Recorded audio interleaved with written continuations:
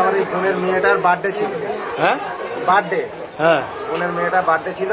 তো এর বাড়িতে যাচ্ছিল, হ্যাঁ তখন 4:30 বাজে। হ্যাঁ 4:30 যাওয়ার পথে ওই ছেলেগুলো কোনো রকমের, এর মেয়েরা একই সাইজের মেয়ে, 11 বছর করে বয়স, একসঙ্গে ঘোরাফেরা করে, তা বার্থডেতে নেমন্তন্ন করে তিনি যাচ্ছিল।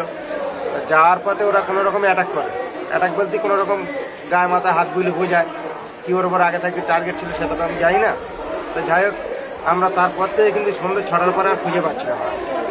তখন খোঁজ করতে করতে দেখতে পাচ্ছি 7টা বেজে যাচ্ছে, 8টা বেজে যাচ্ছে, আর খুঁজে পাচ্ছি না। এখানে খুঁজে ওখানে খুঁজে আমরা প্রায় 1-150 ছেলে, আমাদের গোল্ডেন ক্লাবের ছেলেরা, সবাই হাটে বাজারে প্রচুর ছেলেরা আমাদের সঙ্গে ছিল। সবাই মিলে কিন্তু একসঙ্গে আমরা মোষপাড়া করতে করতে প্রথম হক বাজারের এই সিসিটিভি ক্যামেরা চেক করে দেখি এখান থেকে 4:35 এখান থেকে পার হয়।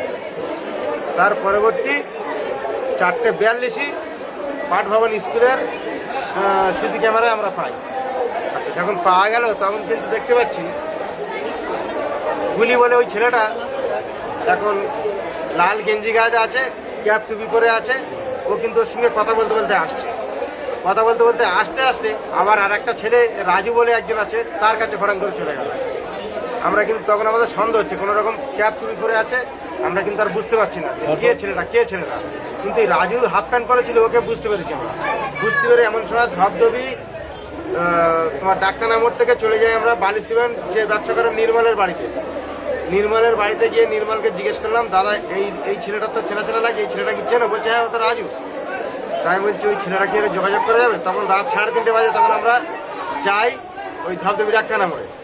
নির্মল এখন ওর সঙ্গে আমাদের যোগাযোগ করে দিলে রাজুর সঙ্গে কথা বললাম। রাজু বললে হ্যাঁ, ও তো গুলি কাঁতিপাড়ায় বাড়ি, ও পাত্তে এসে আমার সঙ্গে কথা বলে। এবার আমরা মেয়েটার সঙ্গে অনেকক্ষণ ধরে কথা বলে যাচ্ছে, হেঁটে যাচ্ছে, পরিষ্কার ফুটেজ আছে। আমরা সেইখানটা সন্দেহ করে গুলির বাড়ি রাত 4টের সময় কিন্তু আমরা ক্যাম্পটা থেকে পুলিশ নিয়ে যাই। যাওয়ার পরে গুলির বউকে জিজ্ঞেস করলাম, মাকে জিজ্ঞেস করলাম, বললে ঘরে নেই। এবার আমরা অনেক 100 মতো ছেড়ে গেছি, ঘরে নেই, আশপাশে চারদিকে খুঁজছি। তার ফুটকারের আওয়াজ হওয়ার পরে আমরা কিন্তু ঘরে পুলিশ জোর করে ঢুকেছে। ওই জায়গাটা পুলিশ প্রচুর হেল্প করেছে। জোর করে ঢোকার পরে দেখছে ঘরের এক কোণে চুপচাপ ঢুকে আছে। ভালো, ওই জায়গাতে আমরা আনলাম সবাই টেনে হেঁড়ে। আনার পরে পুলিশ আমার গাড়ি আছে, পিছনে আছে, আর আমার মাঝখানে আছে। আমার বলছে, দেখো আমি তোমাদের কেস এক্ষুনি সলভ করে দেবো, আমার কেউ মেরুন। তা আমরা কি করবি? বলছে মেয়েটা আছে আমাদের কাছে, তোমরা মেয়েটার খোঁজে এসছো, আমি বুঝতে পারছি, আমার মারধর করুনি, আমি এক্ষুনি বার করে দিচ্ছি। তোর সঙ্গে কে আছে? প্রবীর আছে, দিবাকর আছে, আনন্দ আছে। ব্যাংকের পিছনে যে আনন্দ, আর প্রবীর, দিবাকর আছে। 4 জনের নাম করে। তাই এইবার 4 জনের নাম করার পরে আর কে আছে? সূর্যগুলি ঘাটে সহকাতের 4 দোকানের পাশে হচ্ছে তোমার বাপির ছেলে রাজা আছে। এই 5-6 জন আছে। সব কজনা তুললাম। তোলার পর দিবাকর, প্রবীরকে আমরা খুঁজে পাইনি। না পাওয়ার কারণে এবার খুব মারধর করার কারণে এবার একটা বলছি। তা ভালো, আগের একটা কথা গুলিয়ে গেছে, যেহেতু ওর বউ যখন বলেছে নেই, পুলিশ কিন্তু টেনে নিলে বার করে। তারপর ওর বউ আমরা কি উল্টো পাল্টা একটু বলে এসছি। বলে আসার পরে ওর এখানে যখন নিয়ে এসছি, ও কিন্তু ওখান থেকে ব্যাক করে আমাদেরকে বলছে, চলো আমি তুমি বার করে দিচ্ছি, আমাকে মারধর করবো। তা বলে ঠিক আছে চলো। পাদা খাল হেঁটে গিয়ে কোনো জায়গা খুঁজে পেলাম না। এখান থেকে আছে, ওখান থেকে আছে, এখান থেকে মুখ দিয়ে আমরা ধুয়ে দিয়েছিলাম। এখান থেকে গাঁজা খেয়ে পাতে গেছি, মেয়েটার মুখ দিয়ে ধুয়ে দিচ্ছি।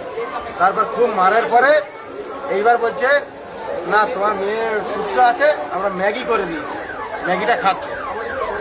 আর বলছি সুস্থ আছে তুই এখনই সকাল 5টা এত পরে বলছি মানে। এবার সবাই মিলে বললো, তাহলে তুই কি বার করে দিবি? বললো আমার একা নিয়ে চলাই বার বলে। আমরা কিন্তু আলিপুরের ভিতরে সুরাজঘাটা হয়ে ওখান থেকে যাচ্ছি অনিলের দিকে ধারে, যেদিকে একটা চওড়া মতন জায়গা। বাড়ি থেকে কত দূর? আমার বাড়ি থেকে 1 কিলোমিটার। ওখানে পুকুরে পাওয়া ছিল? পুকুরে গিয়ে দেখি চটের বস্তা মুখের ভেতর ডুবে দেওয়া ছিল। আচ্ছা, কি ধর্ষণ করে মেরেছে? ওটা আমি ঠিক দেখিনি, যদিও আমি ওখানটা ভেঙে পড়েছিলাম আর দেখতে পাইনি। তবে যত সম্ভব আমার যতটুকু আইডিয়া আছে, তোমার মেয়ে কোন ক্লাসে পড়ে? 6-এ পড়ে, ক্লাস 6-এ পড়ে। ঠিক আছে, নাম কি? তোমার নাম কি?